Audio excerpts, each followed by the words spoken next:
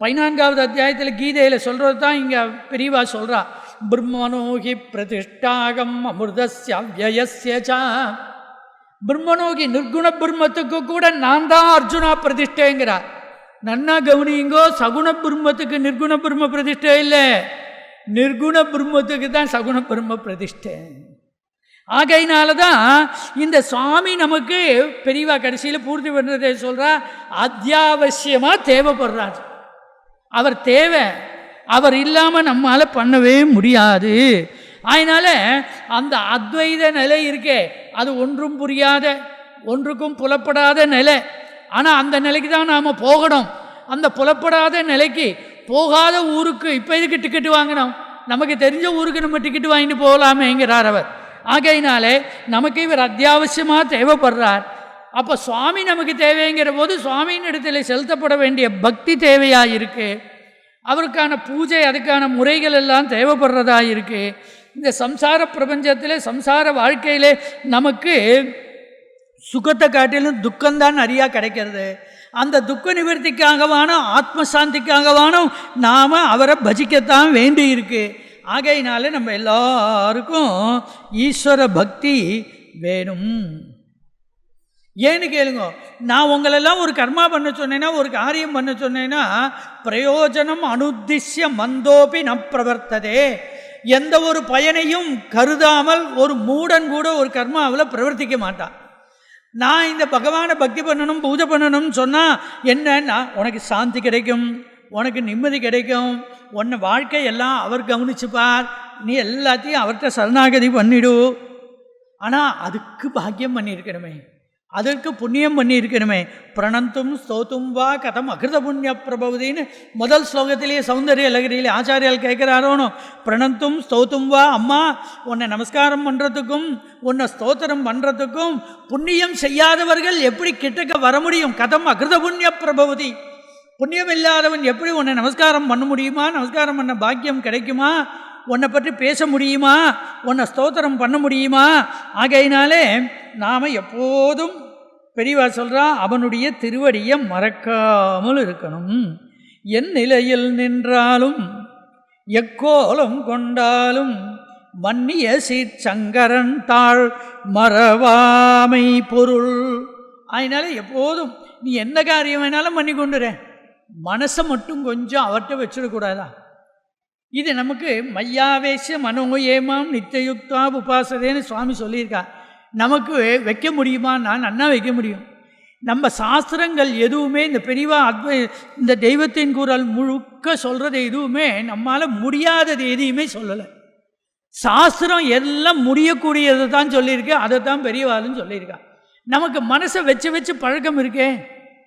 என் அப்பா கிட்ட வச்சுருக்கேன், அம்மா கிட்ட வச்சுருக்கேன், மனைவி கிட்ட வச்சுருக்கேன், குழந்தைகள்கிட்ட வச்சுருக்கேன், பணத்து மேலே வச்சுருக்கேன், நகை மேலே வச்சுருக்கேன், என் வீட்டு மேலே வச்சுருக்கேன், லாக்கரில் இருக்கிற பணம் நகை வெள்ளி பாத்திரங்கள் எல்லாத்து மேலேயும் வச்சுருக்கேனே. இப்படி எல்லா இடத்துலையும் வச்சுருக்கிற மனசை கொண்டு எங்கிட்டையும் வை. நாம் முதல்ல பகவானிடத்தில் வைக்க முடிகிறதோ இல்லையோ, நடமாடும் தெய்வம் பிரத்யட்சமாக நமக்கு தெரிகிற பெரியவா இருக்கா. அதனால் நாமெல்லாம் எப்படி இருக்கோம்? சம்சார சர்ப்பதஷ்டானாம் ஜந்தூனாம் அவிவேகினாம் சந்திரசேகர பாதாப்ஜ ஸ்மரணம் பரமௌஷதம். நம்மளெல்லாம் ஒரு பெரிய பாம்பு தீண்டி எடுத்து. என்ன பாம்பு தீண்டி எடுத்து? சம்சார சர்ப்பதஷ்டானாம். சம்சாரங்கிற ஒரு பெரிய பாம்பு நம்மெல்லாம் தீண்டி எடுத்து, அந்த விஷம் ஏறிடுத்துவது. அந்த ஏறினது என்ன பண்ணுறது? நம்மளை கொன்று விடக்கூடாதோ, கொல்ல மாட்டேங்கிறது. இது அவிவேகினாம் ஜந்தூனாம். என்னிடத்தில் இருக்கிற ஞானத்தை மறைச்சு என்னை இத்தனை பேரையும் அவிவேகியாக பண்ணிடுத்து, ஞானமற்றவனாக பண்ணிடுத்து. இவனுக்கு பெரிய சாஸ்திர ரகசியம் என்னென்னா, பார்க்கடல் கடைஞ்சா தேவர்களை பற்றி இந்திரனை பார்த்து சுவாமி சொன்னார், மகாபலியை போய் பிரார்த்தனை பண்ணியிருக்கோம், ஒரு பக்கம் அசுரர்கள் பிடிக்கட்டும், ஒரு பக்கம் தேவர்கள் பிடிக்கட்டும், பார்க்கடலை கடைஞ்சி மந்திரமலையை வச்சுருந்து அமுதம் கடையலான். அமுதம் கடைஞ்சா அமுதம் வந்துடுத்து. அமுதத்தை டிஸ்ட்ரிபியூட் பண்ணி ஆகணும். ரெண்டு சைடும் கடைஞ்சிருக்கா, ரெண்டு பேருக்கும் ஈக்குவல் ஷேர் இருக்கணுமோனு. இவன் எனக்கு தாங்கிறான், அவன் அவனுக்கு தாங்கிறான். சுவாமி பார்த்தா, கவலையப்படாதே நான் வரேன்னு மோகினி அவதாரம் எடுத்தார். அந்த அமுதத்தை டிஸ்ட்ரிபியூட் பண்ணார், தேவர்களுக்கு கொடுத்துட்டான். அசுரர்கள்லாம் ஏமாந்து போயிட்டான். தேவர்களுக்கெல்லாம் ரொம்ப சந்தோஷம். இந்த மகாபலியை ஏமாத்தியாச்சு. அதாவது காரியம் 6 வரையில் காலை பிடிப்போம், காரியம் ஆச்சுனாங்கிற மாதிரி காரியம் ஆயிடுது. ஆனால் சுகாச்சாரியால் பாகவதத்தில் சொல்கிறா, அசடுகள் ஏமாந்தது யார் தெரியுமோ? இந்த தேவர்கள் தான். இந்த இப்போ முன்னாடியானோ அசுரர்கள்ட்ட அடி வாங்கிட்டு அடித்தா செத்து போயிடும். இப்போ அமுதம் சாப்பிட்டாச்சே, உயிர் போகலை, அடியை வாங்கிட்டு எப்போ பார்த்தாலும் ஐசியூலேயே இருக்கிற மாதிரி ஆயிடுது. ஏன்னா எப்போ பார்த்தாலும் உடம்பு முழுக்க வீங்கி கிடக்கு, உடம்பு முழுக்க காயம்பட்டு கிடக்கு, எங்கே பார்த்தாலும் ஆஸ்பத்திரியிலேயே சதா சர்வ காலமும் இருக்கும்படி ஆயிடுது. ஏண்டா இந்த அமுதத்தை சாப்பிட்டோம் ஒரு திரிக்கா இந்த உயிர் போயிருக்கப்படாதான்னு இப்போ தோன்றுறது. ஆனால் ஆறா அமுதமாக இருக்கிற ஒருத்தர் அந்த மகாபலிக்கு கிடச்சிட்டான். அவன் வீட்டு வாசலில் இன்னைக்கும் காவக்காரனா நின்றுருக்கார் சார் பெருமாள். சமர்ப்பித தனுவித்த நிர்மலாச்சல பக்தி பிகி. சுவாமி தன்னுடைய எல்லாத்தையும் சர்வசமர்ப்பணம் பண்ணின அந்த மகாபலிக்கு வீட்டு வாசலில் காவற்காரனா இன்றைக்கு போய் பெருமாள் நின்று கொண்டு இருக்கார். அதனால் இந்த பக்தி எதைத்தான் செய்யாது. அதனால் இந்த சம்சாரங்கிறதான பெரிய பாம்பு தீண்டிடுத்தே, இது நம்ம எல்லாரையும் அக்ஞானியாக ஆக்கிவிட்டது. இதுக்கு ஒரே வழி என்னன்னா, சந்திரசேகர பாதாப்ஜ ஸ்மரணம் பரமௌஷதம். மகாபெரிவாளோட திருவடி தாமரைகளை சரணமடைஞ்சு அவரை எப்போதும் நெஞ்சில் ஸ்மரித்து கொண்டு இருக்கிறது இருக்கே, அதுதான் நாம் செய்யக்கூடிய ஒரே அதுதான் பரமௌஷதம். இந்த மருந்து ஏதான ஒரு விஷக்கடி பாம்பு கடினா மருந்து வேணும் இல்லையா? அந்த இந்த பாம்பு கடித்ததுக்கு என்ன மருந்துன்னார், அவருடைய திருவடியை சரணமடைகிறது தான் மருந்து அப்படின்னு சொல்கிறார். இவ்வளவெல்லாம் சொல்லி பாருங்க, பெரிய அத்வைதம் நேற்றுக்கு பார்த்தோம். பெரிய அத்வைதத்தை சொல்லிட்டு படால்னு கீழே இறங்கி பரமலோக பரமா எல்லாத்தையும் கருணையோடு கூட எப்படி இருந்தார்னு பார்த்தோம். இப்போ இத்தனை அத்வைதத்தை சொல்லிகிட்டே அத்வைத நிலைக்கு போகிறதுக்கு பக்தி வேணும், பூஜை வேணும், கர்மா வேணும், அதை ஆசை இல்லாமல் பண்ணணும், சாஸ்திரம் சொன்னபடி பண்ணணும், யோகமாக மாற்றி பண்ணணும்னு எல்லாம் சொல்லிகிட்டே வந்த அவர் அத்வைதம் தான் எல்லாத்த காட்டிலும் ஒஸ்தியாக்கும். ஏன்னா அத்வைதம்தான் விஞ்ஞானமாக்கும், அத்வைதம்தான் அட்டாமிக் தியரி ஆக்கும், அத்வைதமும் அணுவிஞ்ஞானமும் ஒன்று தான் ஆக்கும். இந்த மனுஷ வாழ்வு இருக்கிற வரையில் ஆசை இருக்கத்தான் இருக்குது. இது என்றைக்கு போக போகிறது, இவன் என்றைக்கு பகவானை பசிக்கிறது? பட் ஆனால் எங்கேயோ அவரே இப்படியெல்லாம் சொல்லிட்டு வந்து எங்கேயோ நம்ம டைவர்ட் ஆகி போகிறாரோ, நம்மளையே திரும்ப திசை திருப்புறாரோ இல்லை. இந்த மனுஷ ஜன்மா இருக்கிற வரையில், இந்த சரீரேந்திரியங்கள் அபிமானம் வச்சுட்டு இந்த வாழ்வு இருக்கிற வரையில் நமக்கு ஆசை இருக்குது, துன்பம் இருக்குது, பயம் இருக்குது, துவேஷம் இருக்குது. இதில் என்னெல்லாம் விடுபடுறது தான் மோட்சம். அத்வைத அனுபவத்தினால தான் இந்த எல்லாத்துலேருந்தும் விடுபட்டு பரம சுகமாக இருக்கிறதான பரமானந்த அனுபூதியை அடையலாம். எப்போதும் ஆனந்தமாக இருக்கிற இதை அடையலாம். அதெல்லாம் வாஸ்தவம். அந்த அத்வைத அனுபூதி தான் உயர்ந்தது. அதனால் செத்து போன பிறகு எங்கேயோ போய் அடையிறது தான் மோட்சங்கிறது இல்லை. இங்கேயே இப்போதே நானே மோட்சஸ்வரூபியாகவே இருக்கேங்கிறத தெரிஞ்சுட்டு உணர்றது தான், அதுதான் மோட்சம். நான் தான் அந்த பரமாத்மா தத்துவமாக இருக்கேன், அதுதான் எங்கும் இருக்குது, எவ்வுயிர்க்கும் அவ்வுயிராய் அங்கங்கு நிற்பதுவும் நீ என்றோ பராபரமேன்னு நான் தான் அதுதான் எல்லாமாகவும் இருக்குது என்பதை அனுபவத்தில் உணர்றது இருக்கே. அந்த அத்வைத ஞானம் சித்திச்சுதுன்னா இங்கேயே இப்போதே நாம் எல்லாருமே மோட்சத்தில் இருப்போம். இப்போவும் மோட்சத்தில் தான் இருக்கோம். ஆனால் இப்போ நம்ம மோட்சஸ்வரூபத்தில் இருக்கோங்கிறத தெரிஞ்சுக்காமலே இருக்கோம். கால்கீழே புதையல் இருக்குது, ஆனால் கால்கீழே புதையல் இருக்குங்கிறது தெரியாமலேயே எங்கேயோ அலைஞ்சு பிச்சை எடுத்துட்டு இருக்கோம். தெரியல நமக்கு இங்கே புதையல் இருக்குங்கிறது. அதெல்லாம் சரி சுவாமி, நீங்கள் எல்லாம் ஒன்றுங்கிறது எப்படி சரியாகும்? இத்தனை மாறுபாடுகள் இருக்குது, இத்தனை நானாவித வஸ்துக்கள் இருக்குது, நாம ரூபங்களோடு மாறுபட்டு இருக்குது அப்படின்னு சொன்னால் ஒன்றும் நாம் பார்க்கறது பேத புத்தியோடு கூட தனித்தனியாக பார்க்கறது சத்தியமாக இருக்கணும், பிரத்யட்சமாக பார்க்கறது சத்தியமாக இருக்கணும். இல்லை வேதாந்தம் சொல்கிறதும் ஞானிகள் சொல்கிறதும் சத்தியமாக இருக்கணும். இப்போ எது சத்தியமாக இருக்கும் அப்படின்னு பெரியவாளே கேள்வி கேட்டுக்கிறார். சத்தியமாக இருக்கிறது எதுவோ அது எப்போதும் சத்தியமாக இருக்கணும், சத்தியமாக இல்லாதது எதுவோ அது எப்போதும் சத்தியமாகவே இருக்க முடியாது. இப்போது அந்த சத்தியமாக இருக்கிறது தான் சாந்தியும் கொடுக்கறதா இருக்கணும். அந்த சத்தியமாக இருக்கிறது தான் ஆனந்த ஸ்வரூபமாகவும் இருக்கணும். இந்த பிரத்யட்சமாக இருக்கிற பார்க்குறது எல்லாமே சத்தியம் அப்படின்னு சொன்னால் இப்படி தான் இருக்குன்னா இது ஆனந்தத்தை கொடுக்குறதோ இல்லையே, இதில் ஆனந்தமே இல்லையே. வேதாந்தன் சாஸ்திரம் சொல்கிற அந்த அனுபூதியில், அத்வைத அனுபூதியில் ஆனந்தம் இருக்கே, அது தூக்கத்தில் நமக்கு ஒரு லவலேசம் அப்பப்போ நமக்கு தெரியறது. தூக்கத்தில் இருக்கிற போதே இவ்வளோ சுகம் இருந்தால், இவ்வளோ ஆனந்தம் இருந்தால், நிஜமான தூங்காமல் தூங்கி சுகம் பெறுவது எக்காலம்னு சொல்லக்கூடிய அந்த மோட்சானந்தம் எவ்வளோ பெருசாக இருக்கும் அப்படின்னா அதை அனுபவிக்கிற ஞானிகள் எப்படி இருப்பான், எந்த ஆனந்த நிலையில் இருப்பான், அதை ஜனங்களுக்கெல்லாம் எப்படி அதை கொடுப்பான். இப்போ இந்த சஞ்சலமும் துக்கமும் எல்லாருக்கும் இருக்கே, இது எல்லாத்தையும் அந்த ஞானிகள் தானே போக்கணும். ஆக இப்படி இந்த சொப்பனத்தில் இத்தனை வஸ்துக்களை பார்க்குறோமே, எல்லாம் பேதமாக இருக்கே. ஆனால் சொப்பனம் கண்ட ஒருத்தன் தானே, அவன் எல்லாத்தையும் இப்போ விலகி வெளியில் வந்தாச்சுன்னா இப்போ இவன் இத்தனையும் இவனாக தானே ஆனான், இவனாக தானே இருந்தான், இப்போ இவனே ஒருத்தந்தானே எஞ்சி நிற்கிறான் இவன். அதுபோல் இந்த பார்க்கப்படுறதான இந்த பிரபஞ்சம் உலகமெல்லாம் ஒன்று தான் இத்தனையாகவும் ஆயிருக்கு அப்படிங்கிறத இப்போ விஞ்ஞானமே ஒத்துன்ருக்கு அப்படின்னு ஐன்ஸ்டீன் இப்படி சொல்கிறான். அவள் அந்த எலிமெண்ட்ஸ் எல்லாம் இப்படி இருக்குங்கிறா, ஒரு எனர்ஜி தான் இருக்குங்கிறா. முன்னாடி ஏதோ 72 எலிமெண்ட்ஸ் இருக்குது விஞ்ஞானங்கள்லாம் சொல்கிறா பெரியவா அப்படின்னு எல்லாம் சொல்லி கொண்டு இருந்தா. ஆனால் அப்புறம்தான் தெரிஞ்சது இப்படியெல்லாம் இல்லைங்கிறது தெரியறது. ஐன்ஸ்டீன் சொன்னார், சர் ஜோம்ஸ் சொன்னார், ஜீன்ஸ் சொன்னார், பிரபல சயின்ஸ் நிபுணர்கள் எல்லாம் இப்படியெல்லாம் சொன்னார். ஆனால் அது எல்லாம் இப்போ அவளே திரும்பி வந்துட்டா. ஆனால் அவள் கொஞ்சம் இந்த அத்வைத சித்தாந்தத்துக்கு நெருங்கி வந்துட்டா.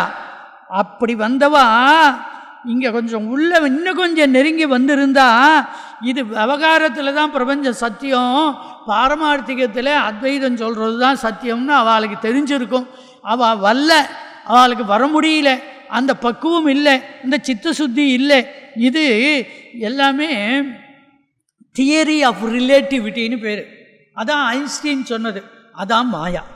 மாயைனா ஒன்றும் இல்லை சார், எதை சார்ந்து தான் எந்த ஒன்றுக்கு இருப்பு இருக்குமோ, எதை எதனிடமிருந்து பிரித்து விட்டால் அதற்கு இருப்பு என்பது இருக்காதோ அதுதான் அதிஷ்டானம். உலகத்திலே மொத்தம் 5 தான், 5 வஸ்து தான் உலகமே. என்ன? சத்து, சித்து, ஆனந்தம், நாமம், ரூபம்.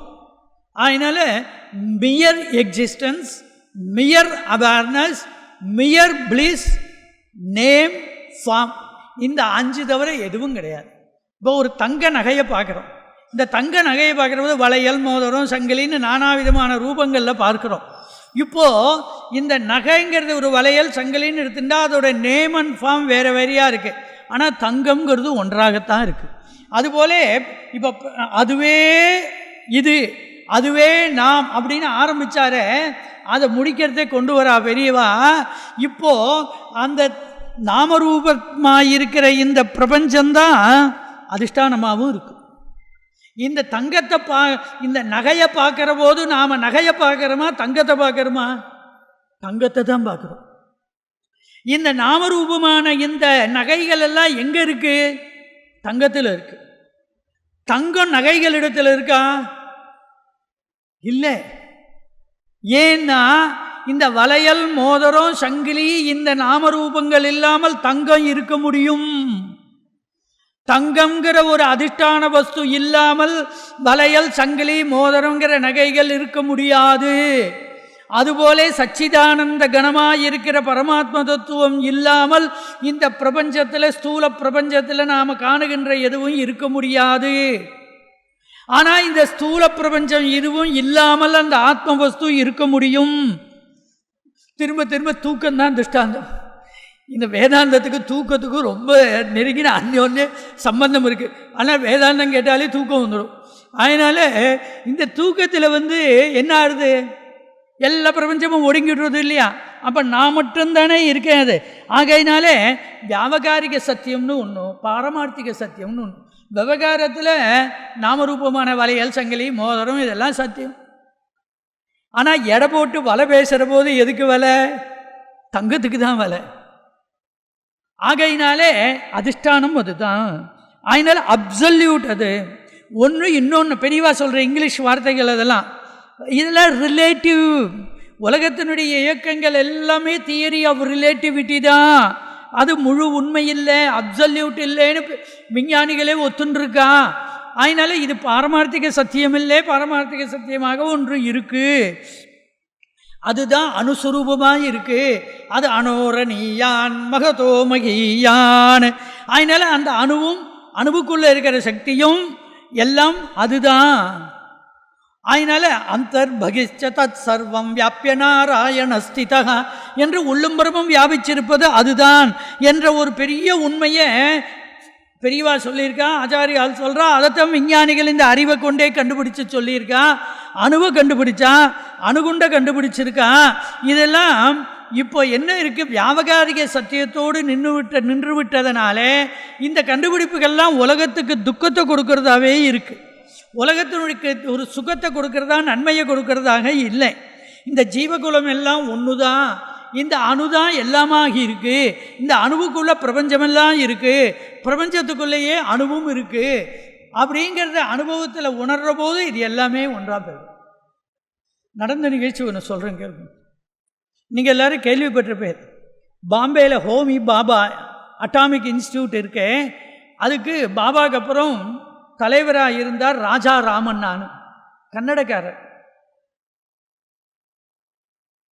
புனே சீனிவாச சாஸ்திரிகள்னு ஒருத்தர் இருந்தார். மடத்துக்கு ரொம்ப வேண்டியவர், பெரிய வித்வான். அவர் ஒரு தடவை பெரியவாளை பார்க்குறதுக்கு வந்தார். பெரியவா இப்போ தேனம்பாக்கத்தில் இருக்கார். பெரியவாளை பார்த்து நமஸ்காரம் பண்ணி எல்லாம் பேசிகிட்டு இருந்தார். 2 நாள் தங்கியிருந்தார். சதஸெல்லாம் முடிஞ்சது, கிளம்ப போகிறார்.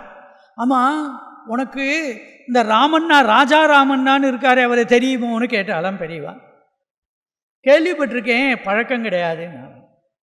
அவர் தான் அந்த ஏதோ அணுசக்தி அட்டாமிக்கு இது இருக்கே, அதில் ஏதோ பெரிய அவர் தான் சீஃபாமே. ஆமாம், அவரை நீ பார்க்க முடியுமா?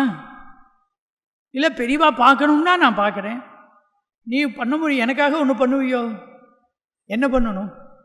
நீ அவரை போய் பார்த்து, பெரியவா உங்களை பார்க்கணுன்னு ஆசைப்படுறா, நீங்கள் வருவேலான்னு கேட்டு அவரை அழிச்சுன்னு வர முடியுமா அப்படின்னா. பேஷா சொல்கிறேனே, எப்போ ஊருக்கு போகிறேன்? நாளைக்கு போகிறேன். நீ பார்த்து கேட்டுட்டு சொல்கிறியா? சொல்கிறேன். வெள்ளி சனி ஞாயிறு சதஸ் முடிஞ்சு திங்கக்கிழமை கிளம்பி புனே போயிட்டு அப்புறம் பாம்பே போய் அவளுக்கு ஃபோன் பண்ணி கேட்டுண்டு அப்பாயின்மெண்ட் வாங்கிட்டு அவரை செவ்வாய்க்கிழமை அன்னைக்கு புதன்கிழமை அன்னைக்கு போய் அவர் ஊரில் இருந்தார். போய் ஆஃபீஸில் பாபா இன்ஸ்டியூட்டில் போய் பார்த்தார் ராஜா ராமண்ணாவை. பெரியவா பிரசாதம் கொடுத்து அமைச்சிருந்தா. பிரசாதத்தையும் கொடுத்துட்டு அவரை பார்த்து, நீங்கள் யார் என்னென்னலாம் விசாரிச்சா சொன்னான். எங்கே வந்தேன், எதுக்கு வந்தேன்னா, இல்லை காஞ்சிபுரம் போயிருந்தேன், நான் மருத்த ஆஸ்தான வித்வான். பெரியவா உங்களை பார்க்கணுன்னு ஆசைப்பட்றா, உங்களோட பேசணுன்னு ஆசைப்பட்றா, நீங்கள் வர முடியுமா? நடுங்கி போய்ட்டா. ஐயோ, பெரியவா எதுக்கு என்ன கூப்பிட்றா? அவர் எத்தியிஸ்டும் இல்லை, அக்னாஸ்டிக்கும் இல்லை. ஆனால் நான் எந்த பெரியவாலையும் அவர் பார்த்ததில்லை. அவர் பெரிய ரிசர்ச் எல்லாம் பண்ணிட்டுருக்கார். எதுக்கு கூப்பிட்டா தெரியாது, பெரியவா சொல்லியிருக்கான். அப்படியா? இவருக்கு உள்ளூரே எதுக்கு கூப்பிட்டாருன்னு பக்குன்னு இருக்குது. நான் வரேனே, வேற ஒன்றும் சொல்லலையா உங்கள்கிட்ட? இல்லை, அவரை பார்க்கணும், அவர் வருவாரான்னு கேட்டுக்கோ, வரேன்னாருன்னா அழிச்சுன்னு வான்னு சொல்லியிருக்காங்க. சரி, அழிச்சுன்னு வரேன் அப்படின்னு சொல்லிட்டேலோன்னு சொல்லிட்டேன். நான் வரேன். உடனே சனிக்கிழமை டிக்கெட்டு ரிசர்வ் வாங்கிடுவோம், உங்களுக்கும் சேர்த்து நான் டிக்கெட்டு வாங்கிடுறேன் ஃப்ளைட்டில். எனக்கு அங்கேருந்து எப்படி போகிறது, நான் கார் ஏற்பாடு பண்ணிடுறேன்னார் சாஸ்திரிகள். சரின்ட்டு சனிக்கிழமை கிளம்பி வந்துட்டா. காலம்புற 10:15 மணிக்கெல்லாம் மட்ராஸ் வந்தாச்சு. அங்கேருந்து ஒரு டாக்ஸி வச்சுட்டு ஏர்போர்ட்லேருந்து நேராக வந்தாச்சு. வந்தால் பெரியவா அந்த வெளியில் தரிசனம் கொடுக்குறதில்ல, இந்த ஜன்னல் வெண்டிலேட்டர் மாதிரி சின்ன ஜன்னல் வழியாக தான் பார்க்கணும். உள்ளே பெரியவா உட்காந்துருக்கா. அவளுக்கு முன்னாடி ஒரு டெஸ்க்கு, அந்த டெஸ்கில் இவ்வளோ குண்டுக்கும் ஒரு பெரிய புஸ்தகம் பிரித்து வச்சுட்டுருக்கா, சம்ஸ்கிருத புஸ்தகம். டார்ச் லைட்டு இடது கையில் வலது கையில் ஒரு லென்ஸு வச்சுன்னு பார்த்துட்டுருக்கா. இப்போ பக்கத்தில் இருந்து சொன்னால், புனேலேருந்து சாஸ்திரிகள் வந்திருக்கார். அப்படியா? ராமண்ணா ஆவாமே, அந்த விஞ்ஞானி அழிச்சன் வந்திருக்கார் பெரியவாள் தரிசனம் பண்ணுறதுக்குன்னா. இப்படி ஜன்னல் வழியாகவே இப்படி பார்த்தா. இவர் எட்டி பார்த்தார். ராஜா ராமண்ணா ஃபோட்டோவில் பார்த்துருப்பேன் ராஜாராமண்ணா எல்லாரும். அவர் கன்னடக்காரர், ராஜாராமண்ணா. பெரியவாளும் கன்னடக்காரர். 2 பேரும் கன்னடத்தில் பேச ஆரம்பிச்சுட்டோம். 1/2 மணி 3/4 மணி பேசிகிட்டே இருந்துட்டாராம் கன்னடத்தில். என்னமோ அப்புறம் கடைசியில் ஒரு 1/4 மணி 1/2 மணி நேரம் இந்த லென்ஸை வச்சுருந்து டார்ச் லைட்டை காமிச்சு இந்த புஸ்தகத்தை காமிக்கிறார். இந்த புஸ்தகத்தில் ஏதோ படித்து காமிக்கிறார். அது அவர்கிட்ட சொல்கிறார். அவர் அப்படியே அழறார். ராஜாராமண்ணா விக்கி விக்கி அழ ஆரம்பிச்சுட்டார். கண்கள்லேருந்து தாரதாரியாக கண்ணீர் பெருகிறது. என்னன்னே தெரியல. சீனிவாச சாஸ்திரிகளுக்கு ஒன்றும் இவருக்கு கன்னடம் தெரியாது. இவாளோ கன்னடத்துலேயும் ஏதோ சம்ஸ்கிருதத்துலேயும் மாறி மாறி என்னமோ பேசிக்கிறார். எல்லாம் முடிஞ்சது. அப்புறம் பெரியவா கூட இருந்தவர் கூப்பிட்டு பிரசாதம் ஷாலு எல்லாம் எடுத்துன்னு வர சொல்லி ராஜாராமண்ணாக்கு மரியாதை பண்ண சொல்லி போயிட்டு வாங்கோன்னா, அதுக்கப்புறம் சாப்பிட்டுட்டு அழிச்சுன்னு போனா. அப்புறம் சாப்பிட்டுட்டு 4 மணிக்கு மேலே கிளம்பி போனான். கூட வந்தவருக்கு எவ்வளவு ஆர்வம் இருக்கும். என்ன பேசினேன், என்ன பேசியிருந்தா பெரியவா, நீங்கள் இன்னமும் அவர் பேசின்னு இருக்கார் கன்னடத்தை, எனக்கு கன்னடம் தெரியாமல் போயிடுத்து, நீங்கள் அழுதே என்னன்னா. ராஜாராமன்னா ஒரு லெக்சர் கொடுத்துருக்கார். என்ன லெக்சர்னா அத்வைதா அண்ட் அட்டாமிக் தியரி. அத்வைதமும் அட்டாமிக் தியரி சயின்ஸும் எப்படி ஒன்றாகவே இருக்கு அப்படிங்கிறத ஆராய்ச்சி பண்ணி ஒரு லெக்சர். அது ஒரு 10-15 பக்கத்துக்கு இங்கிலீஷில் பப்ளிஷ் ஆகிருக்கு. அது எங்கே பெரியவாளுக்கு கிடைச்சதோ தெரியாது. பெரியவா அதை படிச்சிருக்கா. அதை படிச்சுட்டு அதை அவரை சொன்னவரை கூப்பிட்டு பேசணும் அப்படின்னு கூப்பிட்டா, அதுக்காக தான் என்னை கூப்பிட்ருக்கான். நீ எழுதியிருந்ததை படித்தேன், இவ்வளவு ஆராய்ச்சி பண்ணியிருக்கியே, இவ்வளோ விஷயங்கள் சொல்லியிருக்கியே, எப்படி படிச்சிருக்க, ரொம்ப படிச்சிருக்க, நீ நல்ல சம்ஸ்கிருத ஞானமும் இருக்குது உனக்கு அப்படின்னுலாம் என்னை பார்த்து சொல்லிகிட்டே இருந்தா. அப்படி சொல்லிட்டு நீ இப்படி எழுதின, இது எப்படி எழுதின, அதை எப்படி சொன்ன, இது எப்படி சொல்லியிருக்கே, இது பேர் ஆச்சாரியால் இப்படி சொல்லியிருக்கா அப்படின்னெல்லாம் சொல்லியிருக்கியே, அத்வைதமும் அட்டாமிக் தியரியும் ஒன்றுன்னு சொல்லியிருக்கியே, ரொம்ப சந்தோஷம் அப்படின்னெல்லாம் சொல்லிவிட்டு, அப்புறம் உனக்கு இன்னொரு விஷயம் தெரியுமோன்னு கேட்டால், என்னன்னா வியாகரணமும் அத்வைத வேதாந்தமும் ஒன்று தான் தெரியுமோ. எனக்கு பார் 90க்கு மேலே ஆயிடுத்து வயசு. இந்த என்ன புஸ்தகம் தெரியுமோ, இது ஒன்றும் சூத்திர பாஷ்யம் இல்லை, இது மகாபாஷ்யம்னு பேர். பதஞ்சலி எழுதின வியாக்கரண புஸ்தகம் மகாபாஷ்யம். இந்த மகாபாஷ்யத்தை நான் இப்போ பார்த்துட்டுருக்கேன். என்ன பார்த்துட்டுருக்கேன்னு தெரியுமா, இது இவருக்காக தான், இந்த ராஜாராமண்ணாவுக்காக அந்த புஸ்தகத்தை எடுத்து பிரித்து வச்சுருந்தாரா இல்லை அவரே நிஜமாகவே படிச்சுட்டுருக்காரா நமக்கு தெரியாது. இதில் நான் இப்போ பார்த்துட்டே வரேன். இந்த வியாகரணம்னா என்ன, இலக்கணம், கிராமர், சம்ஸ்கிருத கிராமர். இந்த கிராமரும் வேதாந்தமும் ஒன்றாவே இருக்குது. சப்தமும் எப்படி இந்த வேதாந்தமும் ஒன்றாவே இருக்குங்கிறத இப்போ பார்த்துட்டே இருக்கேன். அவ்வளோ ஆனந்தமாக இருக்குது. நீ அதை தானே பார்த்துருக்கியோ அப்படின்னாலும் அதை தான் இப்போ அவர் ஆராய்ச்சி பண்ணிட்டு இருக்கார். அடுத்த ஆராய்ச்சி அவர் எப்படி சப்தமும் அத்வைத வேதாந்தமும் ஒன்றா இருக்குன்னு, வியாகரணமும் அத்வைத வேதாந்தமும் ஒன்றா இருக்குங்கிறத ஆராய்ச்சி பண்ணிட்டு இருக்கார். அதில் பல இடங்கள் புரியலை. இதை இவர் எடுத்து சொல்லிவிட்டு அதான் பார்த்துட்டுருக்கேன். இந்த இடமெல்லாம் உனக்கு புரிஞ்சுதோ, இந்த இடம் இப்படி புரிஞ்சுதோ, இந்த இடம் உனக்கு சரியாக வந்ததோ அப்படின்னு கேட்டு இவருக்கு எந்தெந்த இடத்துலெல்லாம் சந்தேகம் இருந்ததோ அத்தனையும் நிவர்த்தி பண்ணினார். அது சர்வஜனா இல்லாமல், அந்த தெய்வமாக இல்லாமல் அது எப்படி இருக்க முடியும்? நான் இதை விட இதை விட என்ன பெரிய, எனக்கு நோபல் பிரைஸ் கொடுத்துருந்தா கூட நான் அதை பெருமையாக நினச்சிருக்க மாட்டேன். எனக்கு இப்படி ஒரு அனுக்கிரகம் கிடைச்சதே அப்படின்னு அவர் கண்ணீர் விட்டாராம் சாஸ்திரிகள்கிட்ட. நினச்சி பாருங்க, அவருடைய ஞானம் எப்படிப்பட்ட ஞானமாக இருந்திருக்கணும். அது அதனால அவரை சொல்கிறதான தெய்வத்தின் குரல்னா இது தெய்வத்தின் குரல் தான். அதனால் இது சர்வஜனாக இருக்கிற அவர் எதை பற்றி சொல்லலை, எல்லாவற்றையும் சொல்லியிருக்கிறார். இப்படி அத்வைத வேதாந்தத்தை எடுத்து சொல்லி கொண்டு பிறகு மேற்கொண்டு அத்வைத வேதாந்தம் தான் தர்மத்துக்கு ஆதாரம்னு சொல்லி, தர்மம் தான் அத்வைத வேதாந்தத்துக்கு ஆதாரம் என்று சொல்லி அதை மேற்கொண்டு எடுத்து சொல்ல போகிறார். அது பற்றி நாம் நாளை தினம் பார்ப்போம்.